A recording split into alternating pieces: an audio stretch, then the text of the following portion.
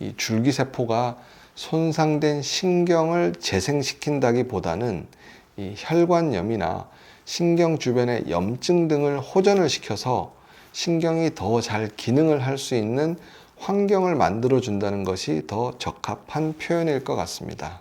이번 영상에서는 원인 불명의 혈관염에 의해서 나타난 뇌혈관 질환에서 줄기세포 치료가 증상 개선에 도움이 된다는 내용을 소개시켜 드리겠습니다.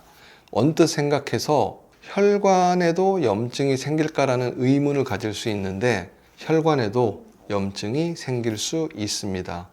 이 혈관에 생긴 염증인 혈관염은 혈관벽에 감염이나 염증 또는 면역계의 이상으로 발생하는 자가면역 질환 등에서 발생할 수 있습니다. 이 혈관 내벽이 좁아져서 혈액순환 장애로 인해서 조직이 손상되거나 괴사될 수도 있고요. 또는 심한 경우에는 미세출혈도 발생할 수 있습니다. 이 혈관염의 대표적인 증상으로는 감기나 감염 후에 몸살이나 발열 등과 함께 복통, 관절통 또는 일부 감각신경이나 운동신경의 기능 이상이 흔합니다. 이런 증상과 함께 혈액검사나 영상의학검사 또는 혈관의 조직검사 등을 통해서 혈관염을 진단하게 됩니다.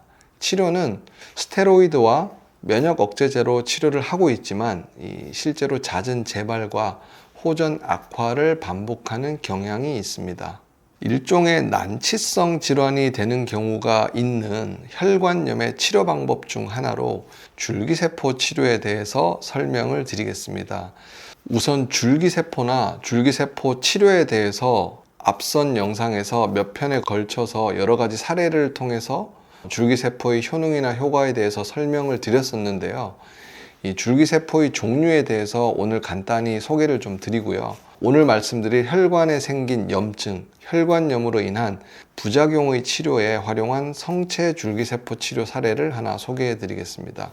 그림과 같이 줄기세포는 크게 보면 배아줄기세포, 역분화줄기세포 또는 성체줄기세포로 나누어 볼 수 있습니다. 이 역분화줄기세포는 흔히 유도만능 줄기세포라고 표현하기도 합니다. 이 대표적인 세 가지 줄기세포의 히스토리에 대해서도 설명을 좀 드리고 싶은데 내용이 너무 방대하니 후속편에서 한번 정리를 해드리도록 하겠습니다. 이 다양한 세포나 조직으로 분할을 할 수 있는 분화 능력이 매우 뛰어난 줄기세포는 배아줄기세포와 역분화줄기세포입니다. 그런데 배아줄기세포는 윤리적인 문제 때문에 그리고 역분화줄기세포는 암 발생이나 돌연변이 발생에 대한 우려 때문에 현실적으로 활용도가 높지는 않습니다. 반면에 성체줄기세포는 분화 능력이나 조직을 재생하는 능력은 배아줄기세포나 역분화줄기세포에 비해서 떨어지기는 하지만 부작용이 드물고 안전하기 때문에 여러 국가에서 다양한 환자의 치료에 많이 활용이 되고 있습니다. 국내에서도 본인의 골반 뼈나 지방에서 추출한 성체 줄기세포를 본인이 사용하되 최소한의 조작, 분리, 농축, 주사 등의 치료는 합법이기 때문에 치료 영역이 점점 넓어지고 있긴 합니다. 물론 성체 줄기세포의 배양에 제약이 많기 때문에 외국에 비해서 실제 환자 치료에 제약이 있다는 아쉬움은 있습니다. 다만 2020년 8월부터 시행하고 있는 첨단 재생 바이오법 이후에 이 배양이나 줄기세포 치료에 조금 더 융통성이 생길 소지는 다분히 있지만 아직 큰 변화를 체감하고 있지는 못하고 있습니다. 본론으로 돌아와서 성체 줄기세포의 여러 가지 기능에 대해서는 학자나 의사들별로 의견이 분분합니다. 이 성체 줄기세포에는 중간엽 줄기세포, 신경줄기세포, 장줄기세포, 모낭줄기세포, 근육줄기세포, 내피줄기세포 등이 다 포함이 되어 있는데요. 그래서 다양한 세포로 분화할 수 있다는 사실에는 대부분 동의를 하지만 이 특정 세포로 분화되었다고 해서 그 세포들이 모여서 기능을 하는 장기를 만들 수 있느냐는 또 다른 문제일 수 있습니다. 즉 쉽게 표현해서 신경줄기세포가 손상된 신경을 재생해서 기능을 할 수 있게 한다는 주장은 반은 맞지만 반은 틀린 말일 수 있다는 것입니다. 다수의 줄기세포 학자의 의견도 그렇지만 제 개인적으로도 성체 줄기세포의 기능은 조직을 재생한다는 것보다는 염증 조절이나 면역기능 조절에 있다고 생각을 합니다. 더군다나 골수의 주성분인 조혈모세포는 다양한 혈액세포와 면역세포로 분화가 되기 때문에 이 면역기능과 관련해서는 명확한 효과가 있다고 생각하고 있습니다. 지난 영상에서 자가면역 질환에서 성체줄기세포 치료에 대해서도 설명을 드렸지만 이 유럽을 중심으로 면역기능과 관련된 성체줄기세포의 활용도나 쓰임은 점점 늘어나고 있는 상황이기도 합니다. 오늘도 이런 기전을 바탕으로 환자의 치료에 활용한 줄기세포 치료 사례를 통해서 여러분이 아마 줄기세포가 염증 조절과 면역력 개선에 분명한 이점이 있다는 데 대해서 확신을 가지는 데 도움을 드리고자 합니다. 사연으로 소개를 시켜 드리려고 하는 환자 케이스를 한번 보여드리겠습니다. 혈관염으로 진단을 받은 58세 여성인데요. 지속되는 두통이나 어지럼증, 브레인포그 증상과 함께 원인을 알 수 없는 시력, 시야 저하와 좌측 편측의 팔다리의 감각, 그리고 근력 저하 증상으로 여러 가지 검사와 치료를 하면서 증상의 호전과 악화를 반복하던 분의 사례입니다.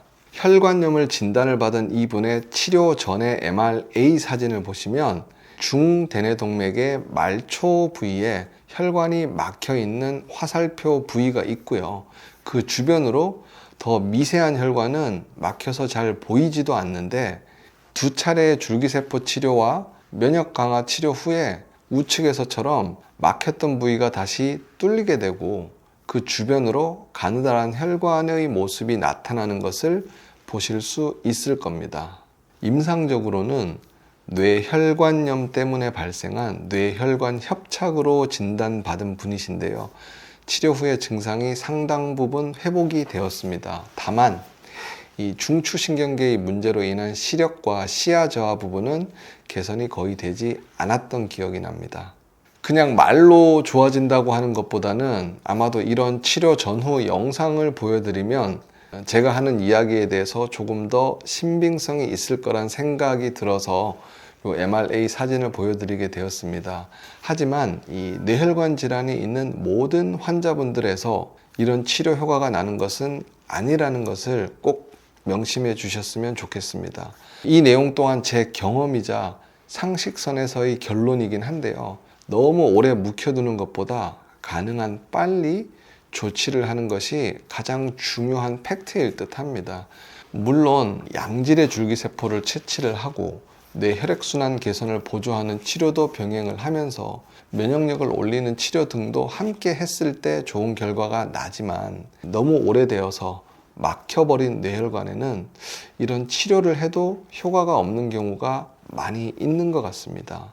예를 들면 이 스펀지 위에 돌멩이를 올려뒀다 치우는 경우에 얼마나 오래 올려뒀느냐에 따라서 스펀지가 다시 차오르는 시간과 정도가 달라지는 것과 유사한 원리일 거라 생각합니다.